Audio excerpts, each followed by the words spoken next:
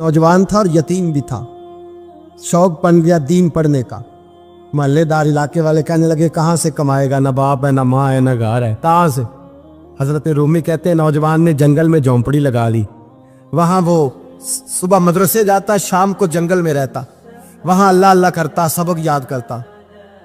एक दिन बादशाह की बेटी रास्ता भूल गई, जंगल में आई सहेलियों के साथ, बॉडीगार्ड भी साथ थे पर रास्ता भूल गई। खोती खोती शाम हो गई, ऐसी खोई कि जब रात गहरी हो गई तो आके उस नौजवान के पास रुकी और चिल्लाने लगी।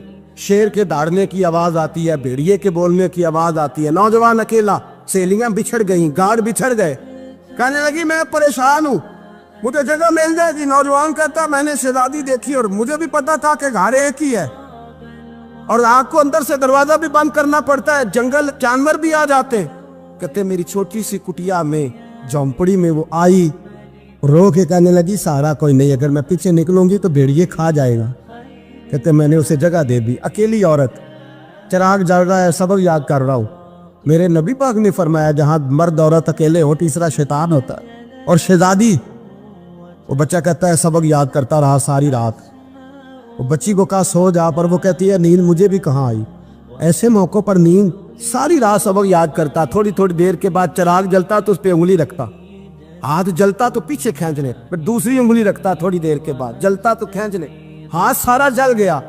सुबह किरणें चमकी तो कहने लगा चल निकल जा, दौड़ जा, बस बड़ा सब्र का इम्तिहान हो गया, चली जा। शहजादी बाहर निकली, सिपाही ढूंढ रहे थे। बादशाह खुद जंगल में निकला हुआ था, मेरी बेटी मिल गई।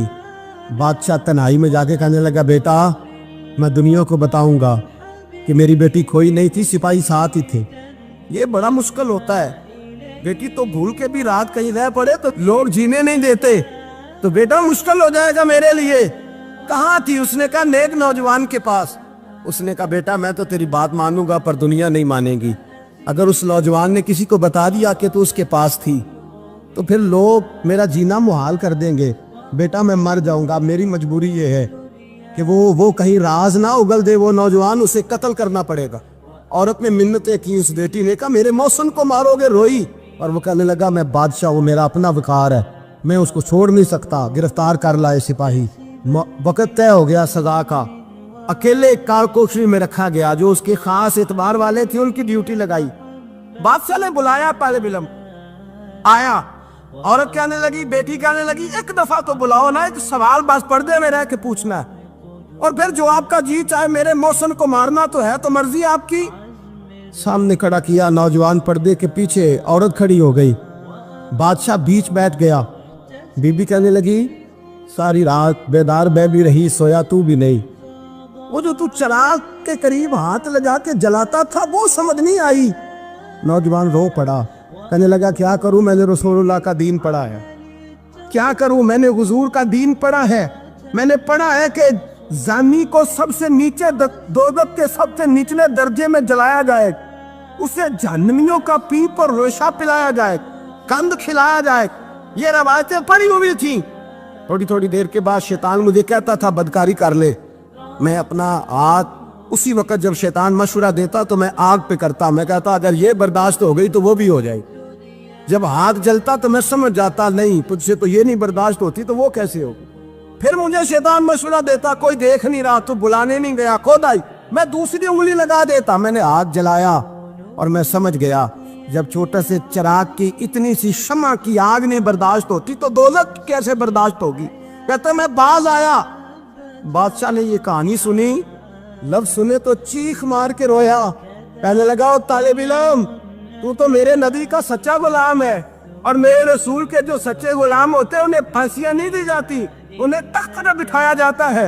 अब तुझे सजा नहीं होगी बल्कि मैं अपनी बेटी का निकाह तेरे साथ करूंगा और मेरे बाद इस सल्तनत का बादशाह भी तू ही बनेगा।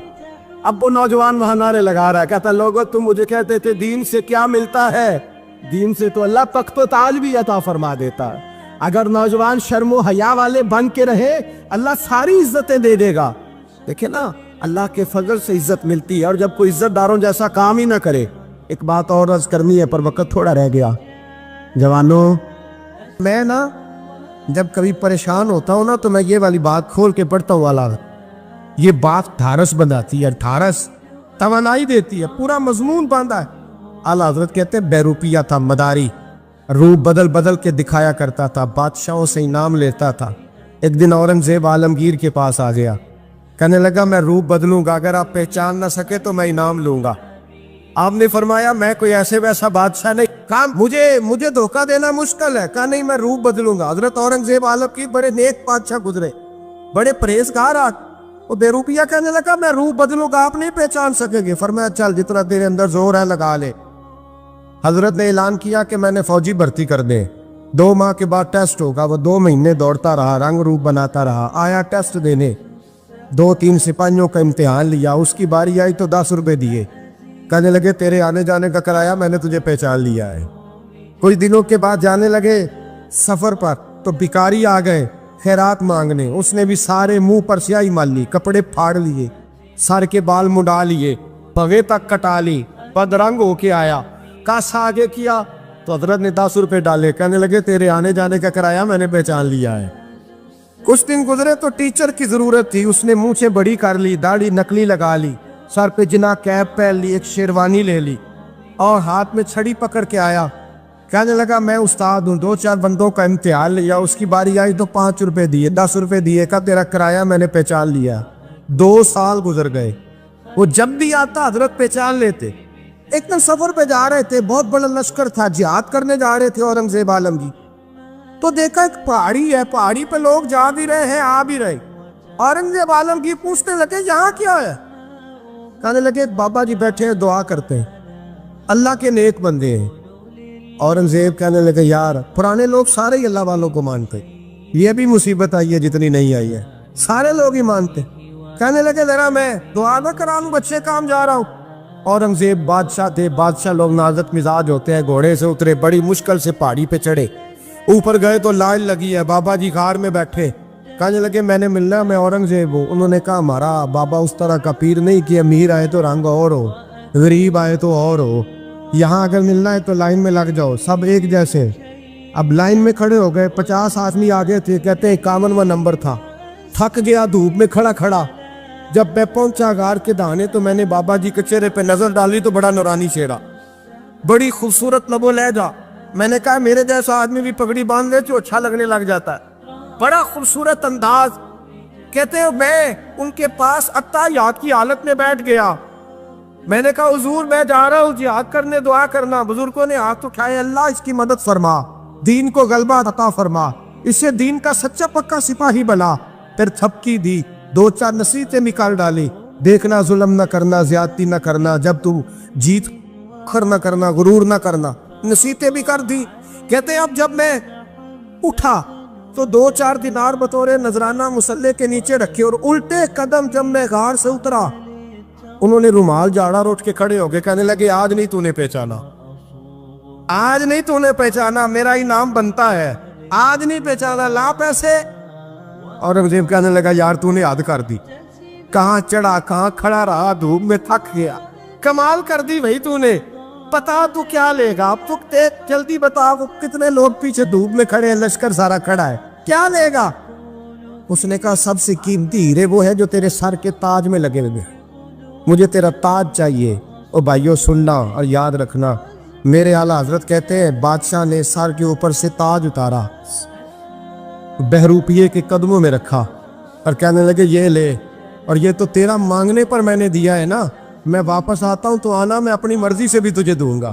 تو نے اورنگزیب جیسے بندے کو دھوکہ دیا, آنا میں اس وقت بھی دوں گا. وہ دے کر بس بات ختم ہو گئی, حد ہو گئی. دے کر کہتے ہیں جب میں پلٹا نا واپس, بہروپیے نے آواز دی بادشاہ ٹھہر جا. تو میں نے پلٹ کے دیکھا تو کہنے لگے یہ اپنا تاج لے جا, اٹھا اور لے جا. میں نے کہا 2 سال بیت گئے تجھے محنت کرتے, آج قابو آیا تو لے جاؤ. کہنے لگا لے جا, مسئلہ سمجھ میں آ گیا. میں نے کہا مجھے بھی تو سمجھانا. کہتے ہیں وہ پھوٹ پھوٹ کے رویا, اس کی آنکھیں برس پڑی, سیلاب کی طرح آنسو بہہ نکلے, تڑپا اور رو کے کہنے لگا بادشاہ میں نے جھوٹ موٹ رسول اللہ کی غلامی اختیار کی تھی, جھوٹ موٹ کی داڑھی, جھوٹ موٹ کی پگڑی, جھوٹ موٹ کا فقر, میں نے جھوٹ موٹ نبی پاک کا لباس پہنا ہے, تو تیرے جیسے بادشاہوں کے تاج میرے قدموں میں آ گئے ہیں.